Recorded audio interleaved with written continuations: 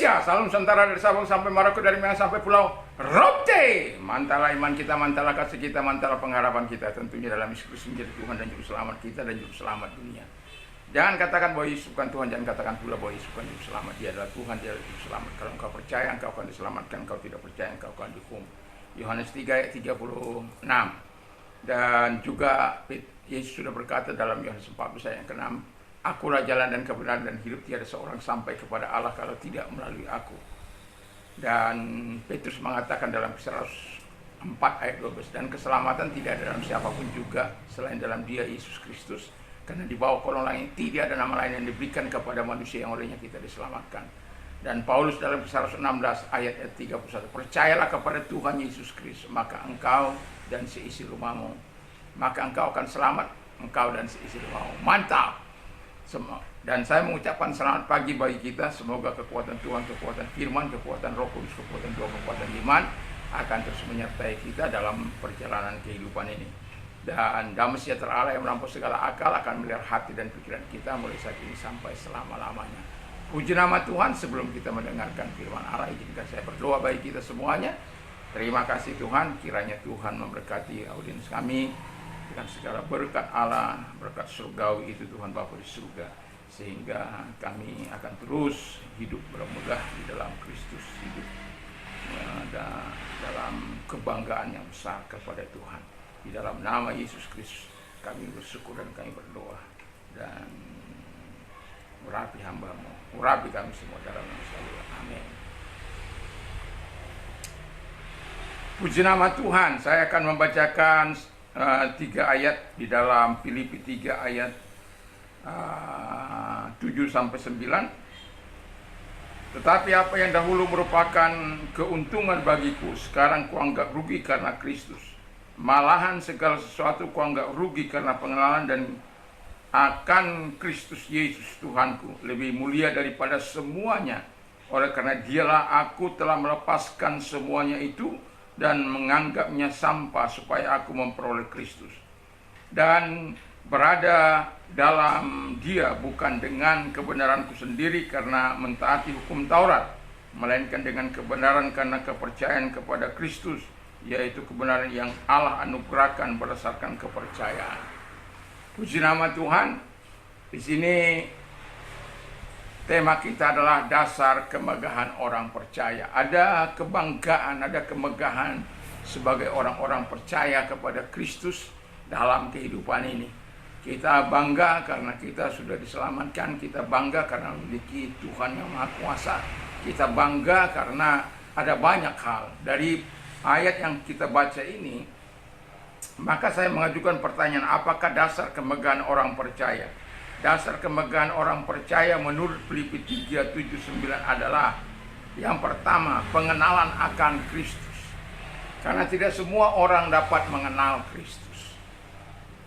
Yang adalah Tuhan adalah juru selamat bagi setiap orang yang percaya. Tidak semua orang dianugerahkan untuk percaya kepada Tuhan Yesus Kristus.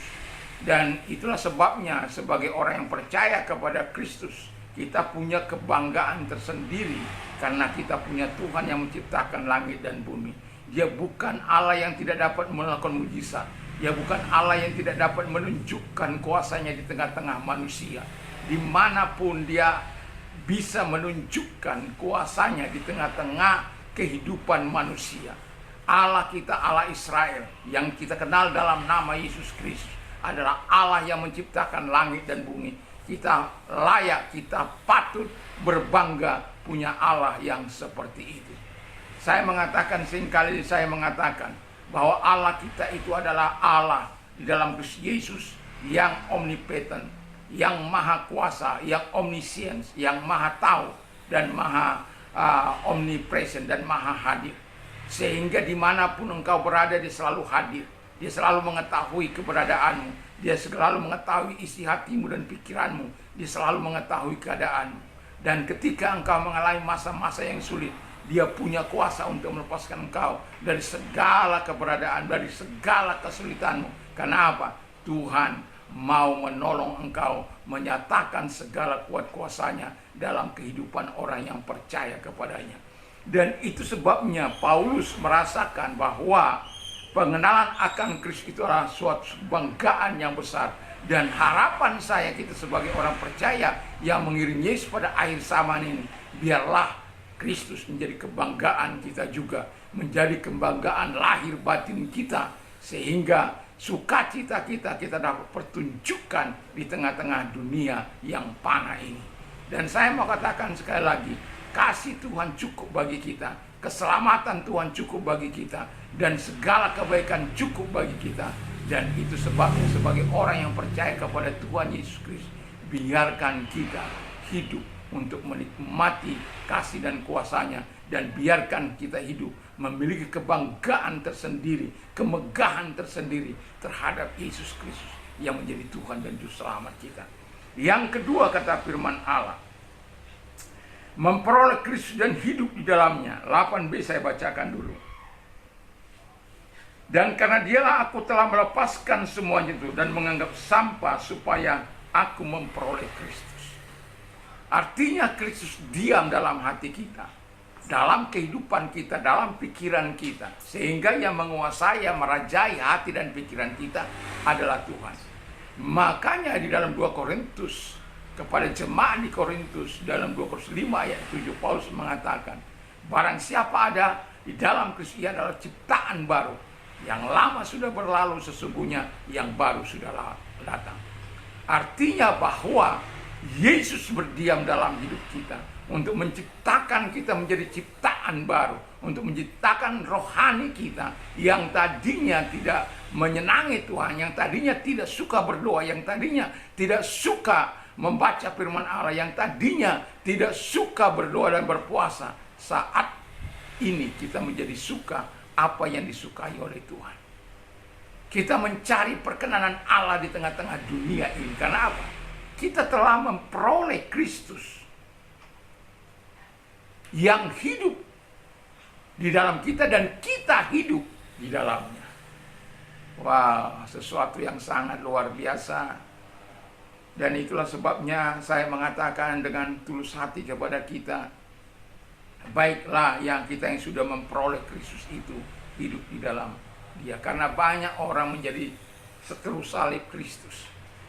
Kadangkala saya menangis melihat orang-orang yang dikatakan percaya kepada Tuhan Yesus Kristus, tetapi melakukan apa yang jahat di mata Tuhan, melakukan hal yang tidak menyenangkan, yang melukai hati Tuhan.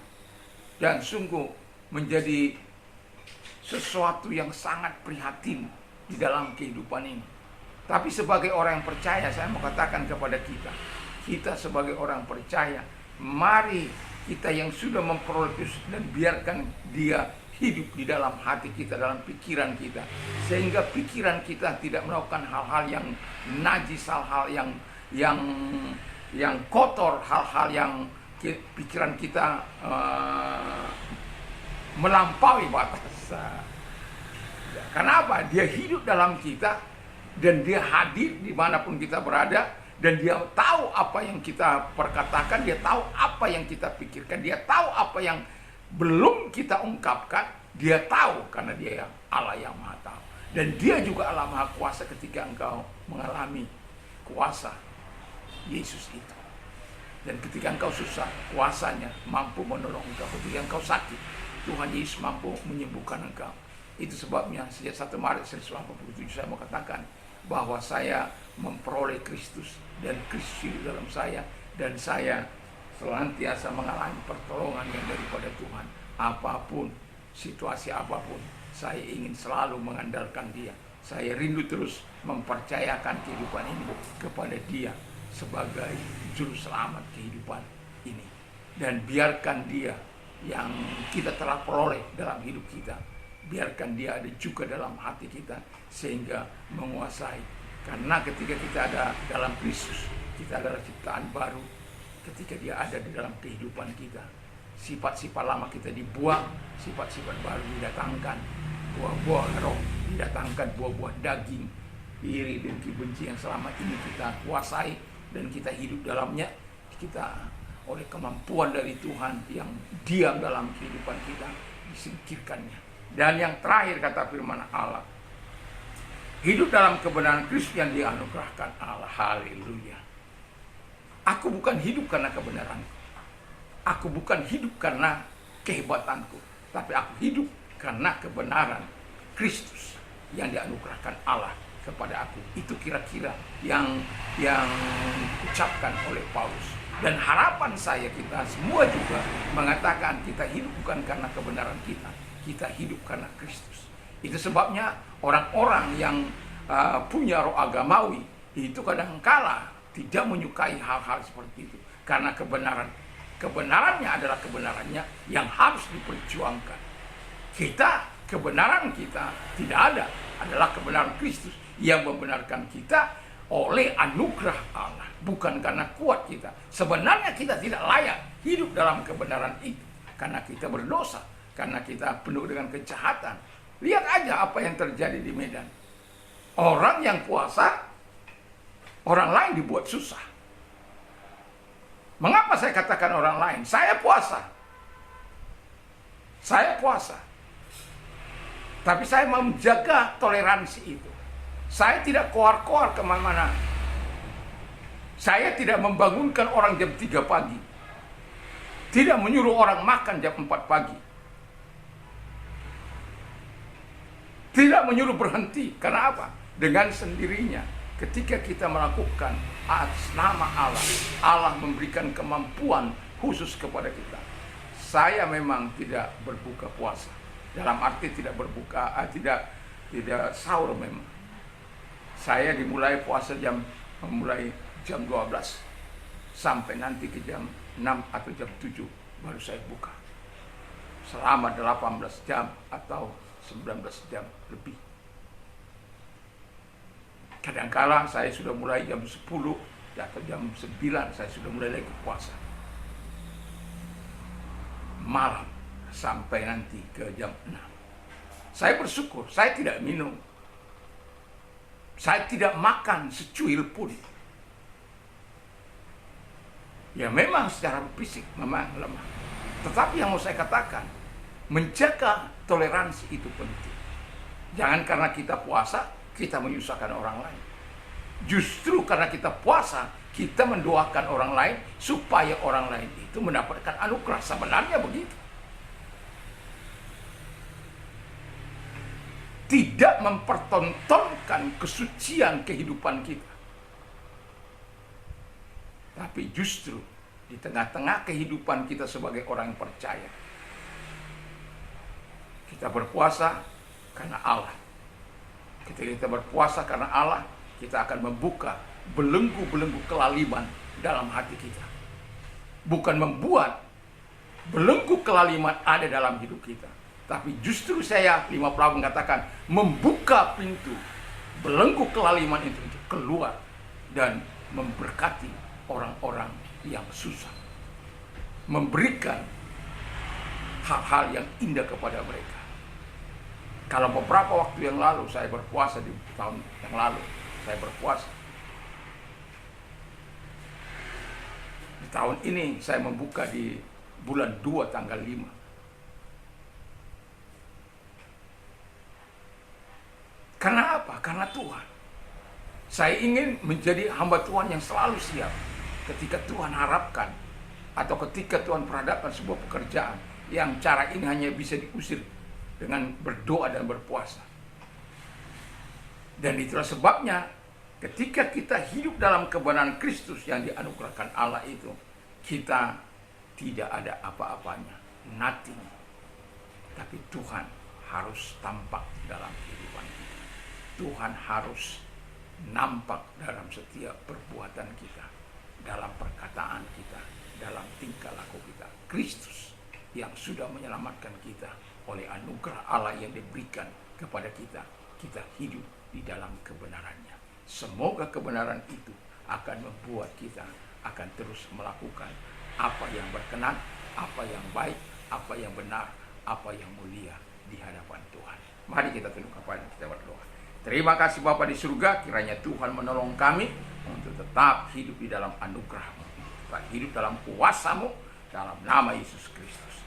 Terima kasih. Kalau engkau sedang sakit, apapun sakit penyakitmu, arahkan tanganmu kepada Tuhan. Segala sakit penyakit yang mereka derita, aku perintahkan dalam nama Yesus, keluar. Dan oleh biru Yesus engkau sembuh, oleh kuasanya engkau sembuh. Dan kami juga berdoa kepada mereka yang mengalami persoalan yang pelik dalam hidup mereka. Dengarkan firman Allah, arahkan tangan kepada Tuhan. Kita akan berdoa. Dengarkan dulu firman Allah. Marilah kepadaku, hai kami yang letih lesu dan beban berat, aku akan memberikan kelegaan bagimu. Tuhanlah yang akan menolong engkau, Tuhan akan memberikan kelegaan. Percayalah, dalam nama Yesus segala tangan-tangan yang arahkan kepadamu Tuhan. Mari engkau menolong mereka, memberkati mereka, lakukan mujizatmu. Engkau Allah yang hidup, bukan Allah yang mati. Engkau Allah yang dapat mempertontonkan, mendemonstrasikan kuasamu kepada mereka. Di dalam nama Yesus Kristus. Terima kasih buat pertolonganmu, kebaikanmu kepada mereka, kuasamu bagi mereka. Sehingga mereka mempermuliakan kau. Dalam nama Yesus kami bersyukur dan kami berdoa. Haleluya. Amin.